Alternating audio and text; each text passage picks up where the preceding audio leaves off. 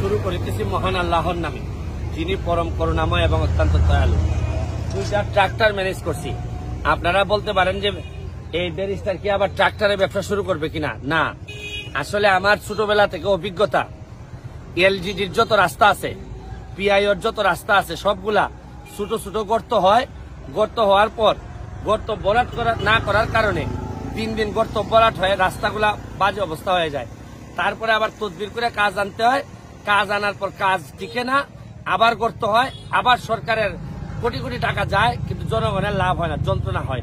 এই জন্য এই দেখেন, হ্যাঁ, এই 2টা ট্রাক্টরের ব্যবস্থা করছে আমার 2 উপজেলার জন্য। এক উপজেলা থেকে আমাদের জাপানি মালিক ভাই ট্রাক্টরটা দিচ্ছেন, এবং আরেক উপজেলা থেকে আমাদের ফরিদ ভাই, উনি একজন ব্যবসায়ী, মাধবপুর উপজেলায় উনি একটা ট্রাক্টর দিচ্ছেন।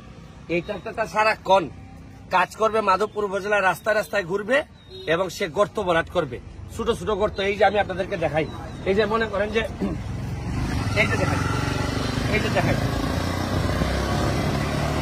এই যে গর্ত, এটা কিন্তু 3 দিন বড় হয়ে আস্তে আস্তে ভাঙা চলে যাবে। এখন আমি এই জায়গা এই ট্রাক্টরের মাধ্যমে ছোট ছোট, এখন কাজের কামলা মানে কাজের লোক থাকবে কে? এই যে এখানের মধ্যে এই জায়গার মধ্যে বিটুমিন থাকবে, পাথর থাকবে, বালু থাকবে, এগুলা দিয়ে দিয়ে জায়গায় জায়গায় করে ফেলবে। এই টাকাগুলো আমি এমপি হিসাবে ম্যানেজ করব, 2 জনের বেতন আমি ম্যানেজ করব। কিন্তু ট্রাক্টরটা দেওয়ার জন্য ধন্যবাদ জানাচ্ছি মালিক ভাই এবং ফরিদ ভাইকে।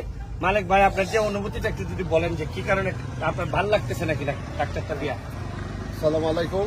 আজকে আপনারা যে ট্র্যাক্টরের কথা আমাদের ব্যারিস্টার সুমন সাহেব এমপি সাহেব বলছে, এটা কিন্তু ওনার জন্য নয়, এটা আমরা শুধু আমরা যে ট্র্যাক্টরটা দিছি এটা কিন্তু জনগণের কাজে। উনি জনগণের দরদি এবং জনগণের ফেরিওয়ালা। উনি সরকারি যে অনুদান পাইবে, আসার আগেই রাস্তাঘাট ভেঙে দেবে। এই জন্য সরকারি অনুদান পাওয়ার আগে উনি চাই উনার নিজের মারফতে রাস্তাঘাট ঠিক করার জন্য। এই জন্যই 2টা ট্র্যাক্টর দেওয়া হয়েছে। ওই ট্র্যাক্টরের মারফতে যেখানে রাস্তা ভাঙবে সাথে সাথে আপনি জানেন, বেশিরভাগ রাস্তা শুধুমাত্র গর্ত বড়। শুনেন, আপনার যদি কাশি হয়, নর্মাল সর্দি হয়, আপনি যদি ওষুধ না করেন, তাহলে কয়দিন পরে আপনার হাঁপানি হবে, আপনার নিউমোনিয়া হবে। রাস্তারও সেম একই অবস্থা, রাস্তার একই অবস্থা, কয়দিন পরে নিউমোনিয়া হয়, হাঁপানি হয়। প্রথমে শুধু কাশি সর্দি থাকা অবস্থায় যদি আমরা ঠিক করতে পারি, তাহলে আর নিউমোনিয়া হাঁপানি হবে না। এই জন্যই 2টা রাস্তার ব্যবস্থা আমি করছি। সবাই দোয়া করবেন।